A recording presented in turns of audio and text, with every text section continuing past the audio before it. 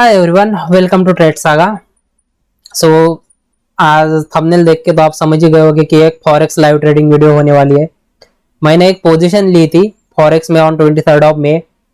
उसी के बारे में आपको इस वीडियो में बताने वाला हूँ कि किस तरह मैंने टेक्निकल एनालिसिस किया, किस तरह मैं ये ट्रेड मैनेज करने वाला हूँ, कहाँ पे मैं एग्जिट करूंगा सब।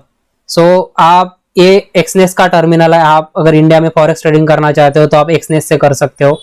अभी रनिंग प्रॉफिट जो चल रहा है वो $523 चल रहा है। दो पेयर्स में मैंने काम किया है, एक यूरो यूएसडी और एक ब्रिटिश पाउंड यूएसडी। प्रॉफिट को आपको नहीं देखना है क्योंकि अभी तक पोजीशन क्लोज नहीं हुई है। हो सकता है ये प्रॉफिट कम भी हो जाए, ज्यादा भी हो जाए, क्योंकि फिलहाल तो मार्केट बंद है। जब मार्केट खुलेगा उसके बाद हम देखेंगे किस ट्रेड को मैं किस तरह से एग्जिट कर सकता हूँ। और हाँ, इंस्टाग्राम पे मैं अपनी जो पोजीशन हो जब भी क्लोज करूंगा तो अपडेट कर दूंगा। आप ट्रेड सागा को फॉलो कर सकते हैं। तो चलिए सबसे पहले मेन बात पे आते हैं, वो है टेक्निकल एनालिसिस। तो स्टार्ट करते हैं हम यूरो यूएसडी से। तो देखिए, ट्रेड मैंने लिया है 4 आवर टाइम फ्रेम पे, क्योंकि एक स्विंग ट्रेड है। 23 ऑफ मई को मैंने लिया है, आज के 28 है। वो ट्रेड अभी और 3 से 4 दिन तो चलेगा ही चलेगा। तो बात करते हैं लॉजिक की।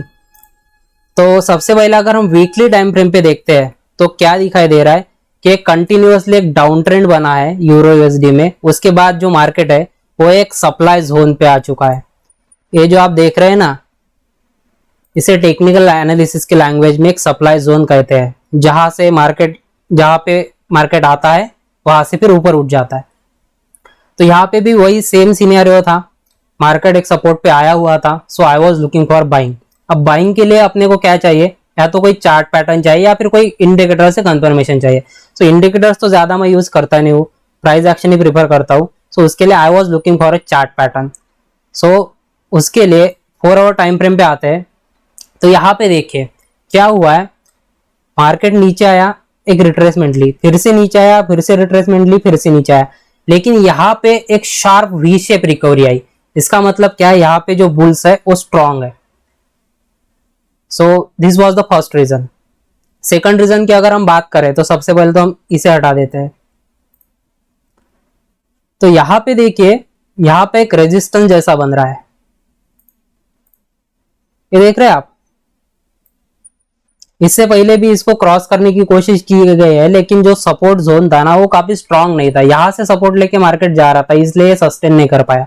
उसके बाद नीचे आया, एक वी शेप रिकवरी आई। अब यहाँ पे देखिए इंटरेस्टिंग पैटर्न बन रहा है, जिसे हम कहते हैं डबल बॉटम पैटर्न। और उसमें जो सेकंड बॉटम है ना वो ऊपर की साइड में होता है। तो यहाँ पे देखिए फर्स्ट बॉटम हो गया, इसके बाद ये सेकंड बॉटम हो गया। तो this was the second reason. Third reason was breakout. ये जो रिसेंट रेजिस्टेंस था इसको मार्केट ने ब्रेकआउट दिया है यहाँ पे। मैंने इसमें एंट्री की थी समवेयर अराउंड दिस लेवल। उसके बाद जो स्टॉप लॉस रखा है वो रखा है इस लेवल के ऊपर। सिंपल सी बात है, अगर हम इस ब्रेकआउट पे अगर हम ट्रेड कर रहे हैं तो हमारा जो स्टॉप लॉस होगा वो रिसेंट जो स्विंग लो होगा उसके नीचे ही रहेगा। और अब बात करते हैं टारगेट की, टारगेट हमारा क्या हो सकता है। फर्स्ट टारगेट तो अपना ये जोन हो सकता है, ठीक है। और जो सेकंड टारगेट रहेगा वो ए लेवल का रहेगा। इस सेकंड टारगेट तक ही मैं इस ट्रेड में रुकूंगा, उसके बाद मुझे नहीं रुकना है। सेकंड टारगेट में मैं फुल पोजीशन बुक करके निकल जाऊंगा। अब बात करते हैं इस ट्रेड को मैनेज कैसे कर रहे हैं, क्योंकि यहां से अगर हम कैलकुलेट करते हैं ना तो अराउंड 3100 पॉइंट का, मतलब 3100 पिप्स का ये ट्रेड है। और अगर आपको 3100 पिप्स का अगर ट्रेड पकड़ना है ना तो आपको ट्रेलिंग स्टॉप लॉस लगेगा ही लगेगा।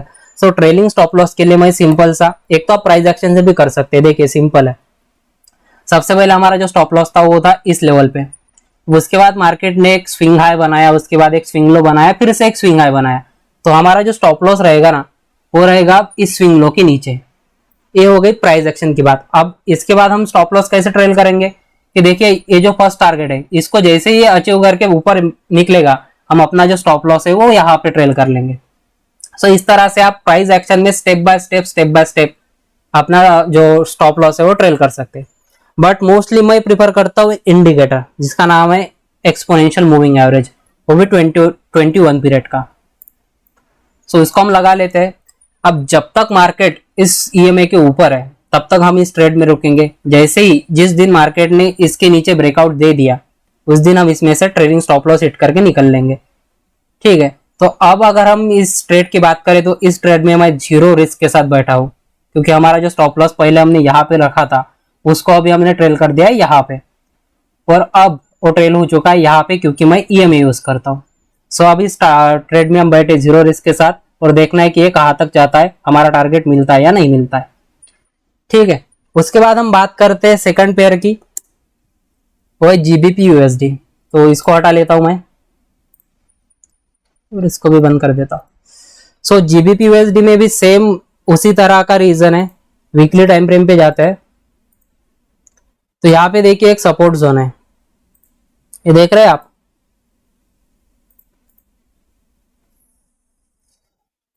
एक सपोर्ट जोन है। तो यहां से एक अच्छी खासी बाइंग आ सकती है।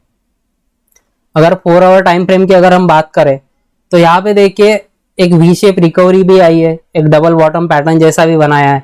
आप देखिए यहाँ पे एक ट्विस्ट है एंट्री में कि मैंने किस तरह एंट्री की है। यहाँ पे अगर हम एक आइडियल एंट्री की अगर बात करें 4 आवर टाइम फ्रेम पे, तो जब तक इस लेवल का ब्रेकआउट नहीं हो जाता तब तक इसमें एंट्री नहीं ले सकते। मतलब अभी तक अपनी यहाँ पे एंट्री एक्टिवेट नहीं हो चुकी है 4 आवर टाइम फ्रेम के हिसाब से। लेकिन मैंने इस पेयर में जो एंट्री की है वो अर्ली एंट्री की है, लेकिन अर्ली एंट्री भी बिना किसी वजह की नहीं बल्कि एक टेक्निकल एनालिसिस के हिसाब से ही की है। सो उसके लिए हमें जाना पड़ेगा 1 आवर टाइम फ्रेम पे। सो 1 आवर टाइम फ्रेम पे अगर हम देखें तो यहाँ पे क्या दिख सकता है, एक कप और एक हैंडल, एक प्राइस एक्शन का पैटर्न है कप एंड हैंडल, जिसका ब्रेकआउट यहाँ पे आ चुका है। सो इस ब्रेकआउट पे मैंने बाय किया था, जो मेरा स्टॉप लॉस है वो इस लेवल के नीचे है। और अभी बात करते हैं टारगेट की। तो टारगेट के लिए मैं प्लान कर रहा हूं कि